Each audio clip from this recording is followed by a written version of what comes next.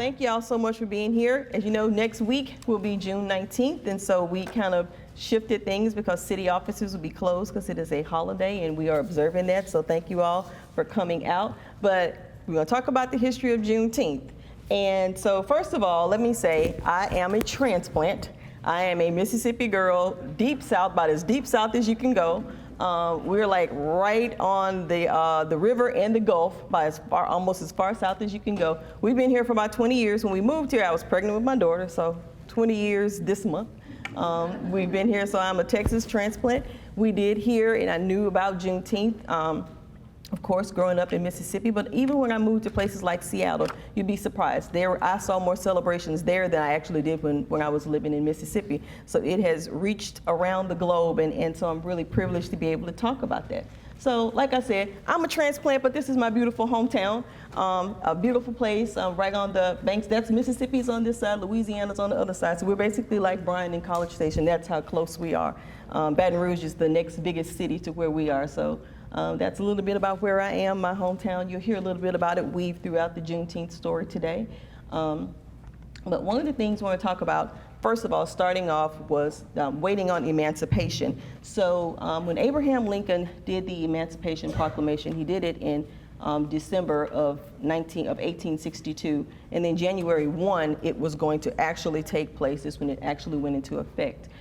Many enslaved people at that time met at their churches, met in secret because they were not allowed to assemble publicly or together amongst themselves, waiting on that night to happen. That December 31st, when the clock struck midnight, was go time. That is when the Emancipation Proclamation actually took effect. And so in the Black community, many of y'all in here know we have a tradition of watch night.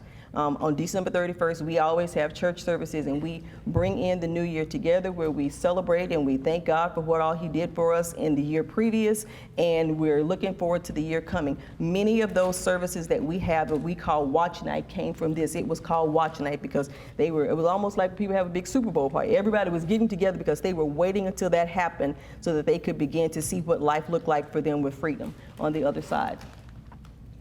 And so what is Juneteenth? We'll talk a little bit about that, but I thought the emancipation piece was very important. And there are some other pieces to the emancipation piece as well that we'll kind of talk through.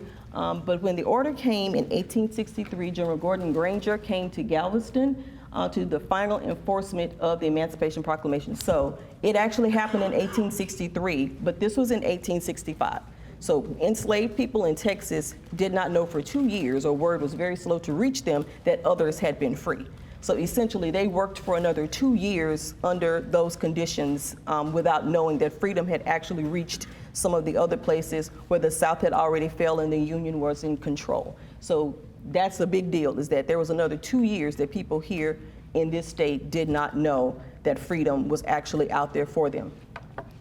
And on the, like I think I mentioned, September 22nd of 1862 is when Lincoln talked about the Emancipation Proclamation. Didn't go into effect until the next year. And then there were about 250,000 enslaved people in Texas at the time of that order. Many of them, like I said, did not know. The word was slow coming. Another thing that sort of impacted it, and you'll see throughout the presentation, was that in the southern states, slavery had already, it was a done deal. So a lot of people would come to Texas, and you'll see a lot of transplants that came from Mississippi and Louisiana because it was still legal here. So you will see that kind of weave throughout my presentation, that you will still find a lot of people who have their roots in places like Mississippi, Louisiana, and Alabama, because those people who were their owners at the time wanted to continue their practice and continue that business. And Texas was a state where they were able to do that there, do that here. And so you'll see a vast number of them moving to this part of the country. Like I mentioned, there were about 250,000 enslaved people in Texas at the time of the executive order, and slavery was officially abolished when the 13th Amendment was ratified. So the 13th Amendment, there was a couple of tricks to it. The Native American lands were not included in that, so there had to be some negotiations of a different treaty to be able to abolish slavery on Native American lands, because it was still in effect even after this order came down. And then Delaware and Kentucky also were actually two other states that didn't abolish until 1865, until December of 1865, when more states actually ratified the 13th Amendment. And so this is the actual order that was written. And so there's been a lot of different stuff that's been said. Some people said that when General Granger came to Galveston, he actually stood out there on this building. It's called Ashton Villa, and spoke out the actual proclamation. Other things were saying it was kind of posted around town, and it was word of mouth and saying, hey, go read it. This is what it actually says. But it says the people of Texas are informed that in accordance with the proclamation of the Executive of the United States, all slaves are free. This involves an absolute equality of personal rights and rights of property between former masters and slaves, and the connection heretofore existing between them becomes that of an employer and hired labor. Freed men are advised to remain at their present homes and work for wages, which became sharecropping. They are informed that they will not be allowed to collect at military posts, and that they will not be supported in idleness either there or elsewhere. And that was the order from General Granger. I thought this was really cool. I love to see old writing. That is the actual order of what it actually looked like. And you can kind of see what it looks like. I love old writing. It's pretty, it's beautiful. It's the same writing that was on the previous slide, but just an actual picture of it. And then celebrations of Juneteenth. We have some original native-born Texans in here, and I know you guys have some pretty wonderful experiences that you can remember and recall about Juneteenth. So the first official celebration was June 19th in 1866, the following year, and it was organized by the Freedmen's Bureau in Austin. At that time, it was not known as Juneteenth. It was known as Emancipation Day or Jubilee Day. The name sort of switched to Juneteenth like the mid-1890s. Everybody would be dressed in their Sunday's best. There would often be church services, parades, picnics, singing, dancing, rejoicing to celebrate their newfound freedom. In 1872, 4 former enslaved men purchased a piece of property in Houston, which is now called Emancipation Park. They purchased it for $800. One of those men was Jack Yates. If some of y'all know Texas history, you've probably heard of him. He was a pastor of a pretty prominent African Methodist Episcopal Church in Houston. He was also a community advocate. I think there's even a high school and some other things named after him in Houston. Him and 4 other community leaders pooled together their money and purchased, which $800 in 1872 was pretty significant. I think it's the equivalent of about $25,000 or $30,000 in today's dollars. And they purchased what is now Emancipation Park to have a lot of the Juneteenth celebrations there on their own property, because there were still issues sometimes with people allowing them to have space to have the celebrations. So they started to purchase their own land so they wouldn't have to worry about that. Currently, Emancipation Park is managed by and operated by the city of Houston. It's had a beautiful revitalization in the last few years. If you're ever in Houston, you should go and check it out. Also, one of the largest Juneteenth celebrations were kind of held right outside the Brazos Valley here in Groesbeck up in Limestone County. There was an association formed there called the 19th of June Association, and a lot of these celebrations would be done through community associations and groups that will be formed to plan almost a whole year for these large celebrations. But they purchased a piece of property on the Navasota River in what is now called Booker T. Washington Park. And that was where some of the largest Juneteenth celebrations in the state was held. Upwards of 20,000 people would normally attend, which is amazing when you think about that time frame and how far people would have to travel sometimes to get there. They actually still do have Juneteenth celebrations there, and when I checked out their website, they're actually having one this year. Of course, probably not nearly as many people, but it's beautiful to see that after all these years, they are still able to keep that tradition going. And so we're going to look at some pictures of Juneteenth. And so this one is in Emancipation Park in Houston, and it was in 1880. This one is in Corpus. Isn't that awesome? Look at all those flowers on there. That is so cool. I think that one is in Corpus. This one is in Austin. There is an area called Eastwoods. That was an area in Austin where a lot of these activities would take place, not just Juneteenth, but where a lot of Black celebrations would take place, and this is where they would happen in Austin. Birthday parties, celebrations, repasses for funerals, all those. So this is another group from the Eastwoods area in Austin, another group with their American flag behind them there. And then this is also, I think this is Jack Yates' daughter. This is 1908 in Houston, 2 of his daughters. And then this is a stage where they kind of had some music, I guess bands and some other stuff were gonna happen out there. And that was in 1913 in Corpus. So these celebrations have been around for a long time. And then this is another one that was in Austin. I just thought that was so cool to see all of these people there. And one of the things to think about too was that after the Juneteenth celebrations also became places for people to reunite and find family members that had been lost through slavery and the war. And so one of the things that people would do is they would take out ads and newspapers and things like that to try and find family members, which we'll touch on in a minute. But this is an ad that was in the Austin American Statesman in 1900, and it says, "Today's big celebration. The colored population will celebrate the 19th in good style. Today is the 19th June and will be suitably observed by the colored population of Austin and Travis County. There will be two celebrations, one at Goval by the ex-slaves and the other at Wheelers Groves by the Unioners. There will be a grand street parade this morning prior to the opening of the festivities at Wheelers Grove. Extensive preparations have been made for this parade, which promises to be quite interesting. Out at the picnic grounds, a good time is promised for all comers, and the colored population are anticipating a most enjoyable day with two picnics to entertain themselves with." So I think that was really cool to see that it was in the newspaper, kind of letting everybody know, hey, we're going to have our celebration, come out and join us. And like I mentioned a second ago, finding family is sort of what happened a lot at some of the Juneteenth events back in the 1800s and early 1900s, primarily because people had lost connection with family members that they had not seen since they were children, family members that had been split, where one may have ended up here, another one there, some through war, as some family members ended up going into what we'll talk about a little bit later, the United States Colored Troops and different types of military organizations to be a part of the Civil War. So there was a lot of lost family members that people would look for. Word of mouth was one way. There was newspapers, ads. There were black-owned businesses. A lot of newspapers and press came out of this era of sort of the Reconstruction era where black businesses were getting started. And one of the things that they used to do is there were a lot of ads to find your loved ones.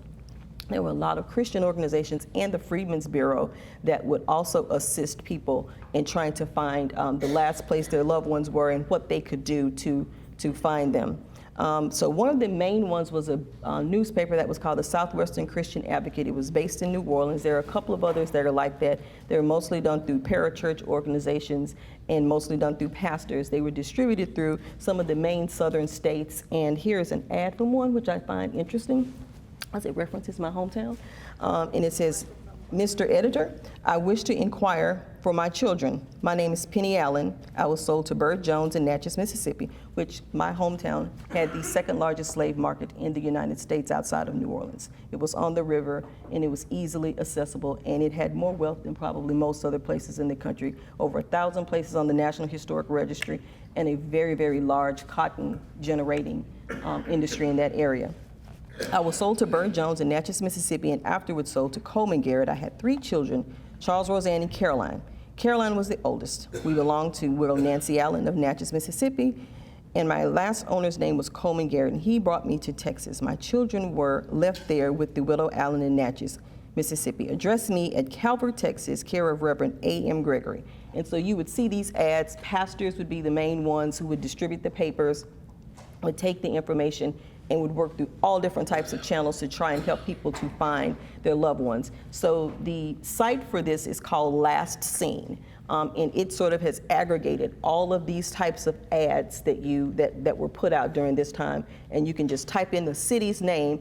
When I typed in Bryan, I think I found 22 references. When I typed in Calvert, I think I found about 18 references. All throughout Robertson County, throughout the Brazos Valley, there were numerous people who, like I had mentioned earlier, had probably come from Mississippi, Louisiana, and Alabama because the institution of slavery was still in place here, and they could come. So just looking through that, you could just see many, many people who had come from those places and were looking to find family. So a lot of Juneteenth celebrations were trying to find where was the last time you had seen this person, and then they also took on a family reunion phase as well, where people were so happy to see each other, some lost that had come back that had been found, and then just celebrating and keeping the celebration alive for what Juneteenth meant to them. So a huge portion of that is was finding family. And another note, I'm not sure culturally how other people do this, but in most black families, most of our family reunions are June and July. That still happens. We still have them. I don't know if anybody else has them in December or whenever, but I was always in the middle of the summer when it's super hot and you can barely breathe, but that's just the way we've done it. That's the way we always do it. And sort of like Watch Night, you can still see that it's still with us culturally today. And so the economic conditions after Juneteenth were something also to kind of think through. A lot of people, they were newly freed. They had worked for someone their entire lives, were not able to accumulate any wealth or resources for themselves. And so freedom was awesome. It was a great thing. But at the same time, they had to think about, well, what do I do now? Who will hire me? Where will I go? Where will I live? So there were some economic conditions that happened after that that's kind of important to talk through. Vagrancy laws were quickly put out, which meant, okay, if we see you and you look like you're not doing something, you could go to jail. And then that could also, put a situation for a family in a bind when it wasn't necessarily that the person was a vagrant. It's just where do you go? Who will hire me? How will I make suitable income? So through that, basically like the order from General Granger said, stay in your place and basically become an employee instead of trying to leave. That is kind of what happened. And so the industry of sharecropping sort of came up where you stay here and you work, you continue to do the work. In some cases, they may have been paid, not very well. And in some cases, it was exchanged for a place to live. In other instances, great things happened where you did see people go out and start their own businesses. They became their own blacksmiths and they, started their own grocery stores and their own feed stores because they had to almost develop an inner local commerce amongst themselves if they were not going to be allowed to do commerce and do business with others in the larger general society. So it did spur some great entrepreneurial things in the black community as well, even though there was a lot of instability as to what is this going to look like for us beyond that. And so with this new freedom came a lot of ideas and discussions about political power. How do we keep this freedom? How is it that my daughter and I can sit here today because people were thinking back then, how do we keep this freedom so that we don't lose it? And so you started to see a number of black elected officials around the country during the Reconstruction period between 1865 to like 1877-ish. Over 2,000 blacks were elected nationwide to electoral positions, which is pretty amazing.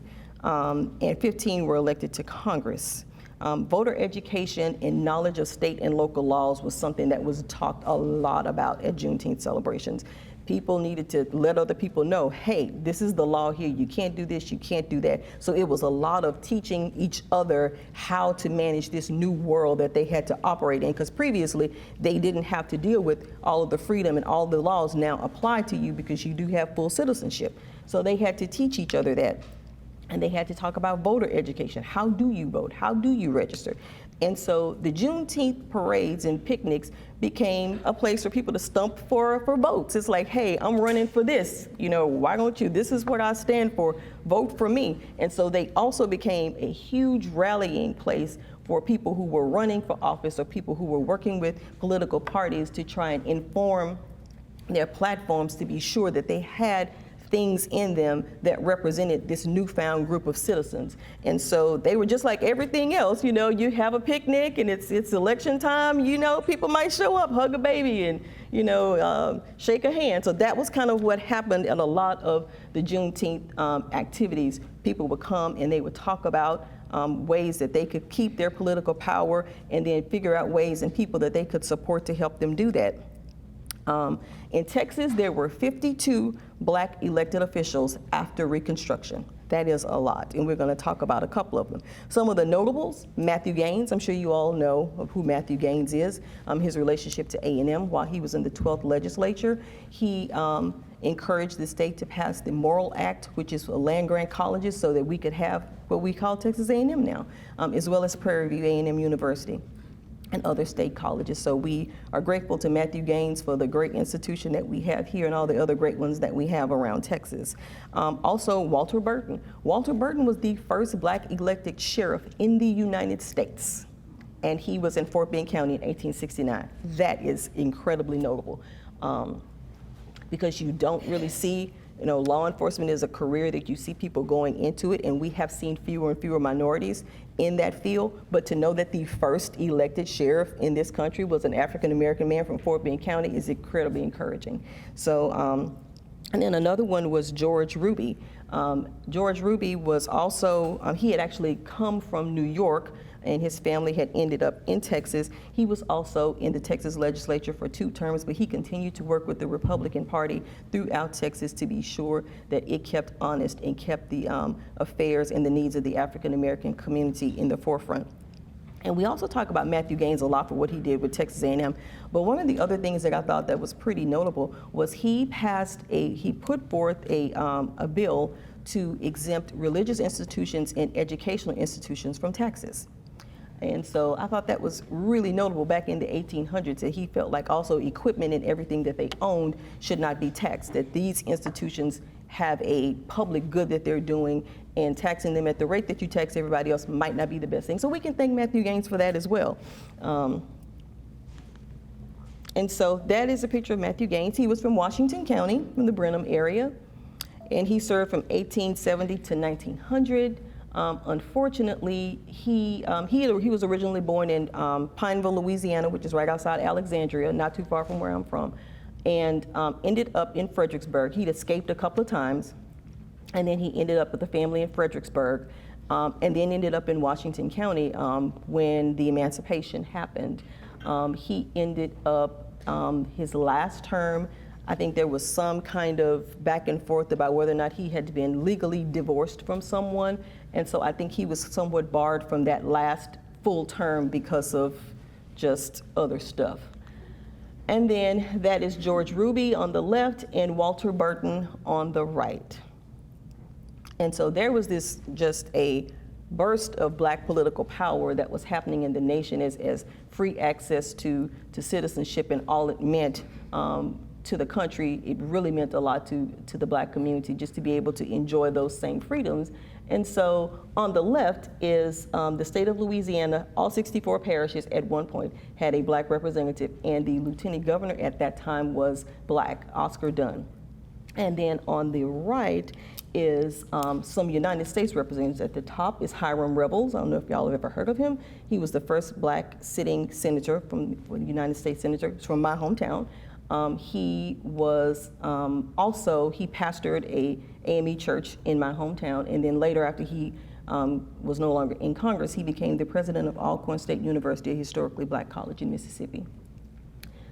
Beside him is Joseph Rapier from Alabama. He was a congressman. In the center was Blanche K. Bruce, also from Mississippi. He was a senator. At the bottom was Joseph Rainey from South Carolina, and on the bottom, also from my hometown, is John R. Lynch, who was a United States senator and the Secretary of State for the state of Mississippi. So this was happening everywhere. Like I said, in Texas, we had 52 elected officials, and celebrations like Juneteenth were key to these men being able to be in the positions that they were in, to be able to get their folks to get out and vote and support them as they tried to push forth an agenda that would be equal for all people and best for all people. And so there was a decline in Juneteenth celebrations, of course, as more people left the state and moved to larger cities and moved on. You start to see fewer and fewer people participate in and have large Juneteenth celebrations. They also did decline as well because of the fear and harassment around some of the celebrations and the political organizing. It made them targets to where maybe in some instances they felt that it wasn't safe for them to have those types of events if it was going to be something that could cause retribution at a later time.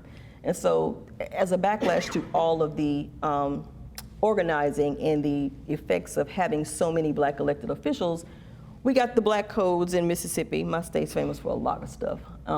And Jim Crow laws. They were aimed at scaling back that power and access to equal rights, and sadly they were effective in doing so in a number of ways. At this time also was a rise in vigilante groups that would target with violence and intimidations, and it just became less safe to have these large celebrations because you did not want to be in a situation afterwards where you would be targeted or your business or whatever would be targeted. One bright spot is that as blacks moved around the country, you started to see Juneteenth celebrations happen a little bit of everywhere. They were happening all around the country because Texans took it with them wherever they went. and started doing it there. And that's why we see it in places like Seattle, and you see it all over the country now. As people moved away, they took it with them, and that's great that they shared with that experience and brought that celebration to different places around the country. And then becoming a holiday. So a renewed interest in Juneteenth happened sort of late 80s, where you start to see more cities and more places really starting to have these larger gatherings again like they had before.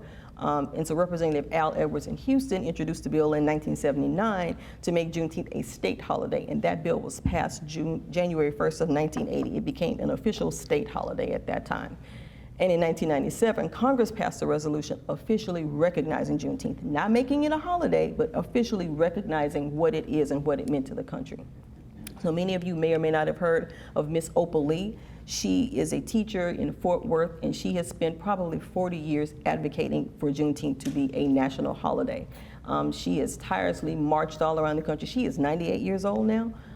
And so in 2021, her efforts were rewarded when President Biden made Juneteenth a federal holiday. So we're so grateful for the work of her and Representative Edwards to bring the importance of Juneteenth to the front. Juneteenth is like, it's in June, and the 4th of July is in July. And I think it's great that we have those two celebrations of freedom. And so it's a full picture of freedom now that we have both of these recognized together.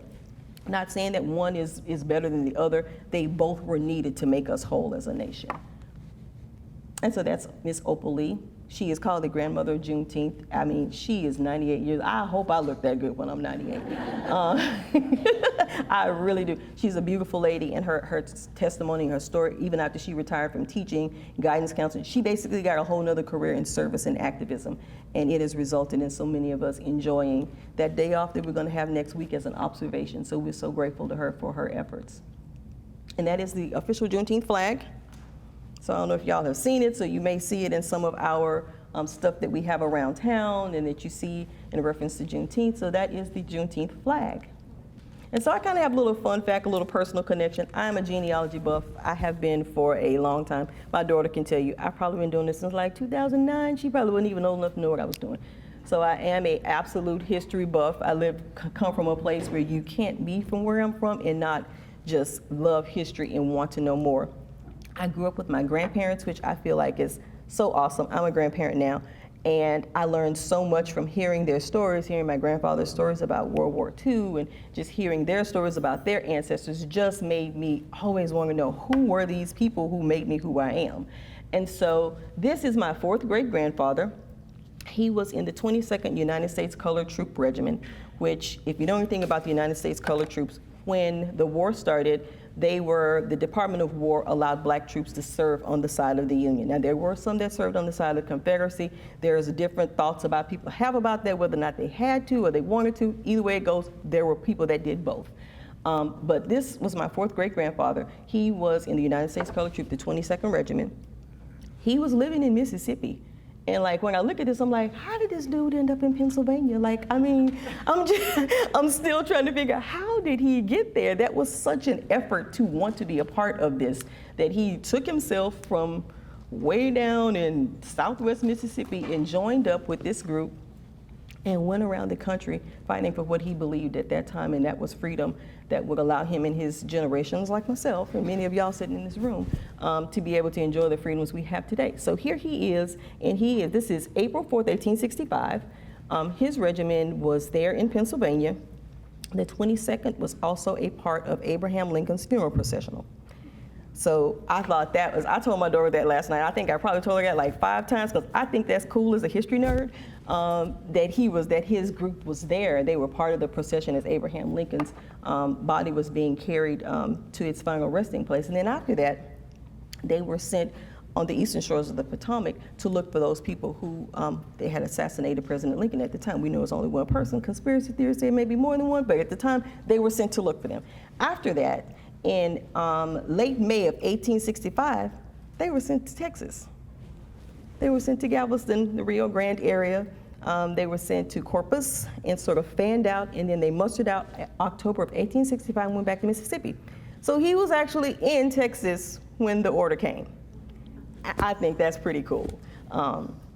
So that's sort of my personal connection. Fun fact, if you all ever want to find these kinds of things, the National Archives, I have all of his military records. You can get that through the National Archives.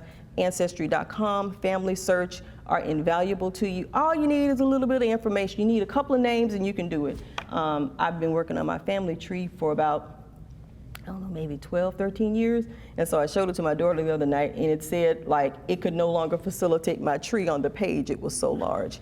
So that's what I do in my spare time. But I just thought it was so cool to know that his group was actually in Texas when this happened. And it just kind of gave me a little goosebump feel to know I'd be presenting and talking about this, and then to find the connection that he was there. So after he left, he returned back to Mississippi in 1865. He obviously found a wife because on all of her ancestry stuff, she's from Maryland. So she's one of my roadblocks that I had not found, but just thought that that was such a cool connection to know that he was actually here in the state when that happened. And so that was something that was really important to me. And so ways that you can celebrate Juneteenth. We want to keep the celebration going. We want it to be an inclusive celebration where everybody feels like it, because honestly, if nobody's free, if only a few of us are, then we're all not. It is so better when all of us can experience the same things. And so I'm so grateful to be able to talk about this today and to say that we still have great Juneteenth celebrations here in the Brazos Valley. So the City of College Station will have our annual walk on June 18th next week to the Bush Library from the Lincoln Center at 9 a.m. We will have another video highlighting Black families in College Station at the Lincoln Center. We had one last year. Some of you all may have seen it. If not, I can send you the link to it. We talked about a lot of the Black founding families in College Station. Anybody that knows Dr. Carolyn Walden and some of y'all's other family members that are in here, we talked about them in that video, so I'm so grateful that we got a chance to do that. We're gonna do a little bit of that again. The City of Bryan has a Gospel Fest on the 20th, and then on the 22nd, they have the parade, the celebration in the park, and the Blues Fest. And then the African American Museum is gonna be open daily during the month of June. Another plug, the African American Museum also has a family search center there now. If you are interested in your genealogy and if you want to know, do not be scared off by roadblocks. They can help you get over them, and it's not as hard as you think. Of course, we do have some of the issues like we saw in the ads where people couldn't find this person and people's names changed and things like that. They're really good and skilled in being creative and helping you to figure out how to get over those humps. So I can't plug that enough for you if you want to. It's a great legacy to leave to your children's children to know who they are and where they came from. I firmly believe if more people knew who they were and where they came from, we wouldn't do some of the things that we do. It's too high of a price has been paid for many of us to be here, to just squander those opportunities by not truly serving and giving in and doing your very best wherever you have to present yourself. So I really do hope you guys would take advantage of some of these activities that we have in the community to celebrate Juneteenth. It is still an active celebration. I don't see it ending anytime soon. I'm so grateful that we actually get to celebrate it and that it is seen as a national holiday. That is something that is really cool, not just to the Black community, but it should be cool to everyone that we get to recognize this point in our history where it is nationally recognized to say, hey, this happened and we want to acknowledge it, and we also want to say that it is a part of our history and how can we move forward and continue to make this more perfect union what it's supposed to be. So that is it. If you all have any questions, please feel free.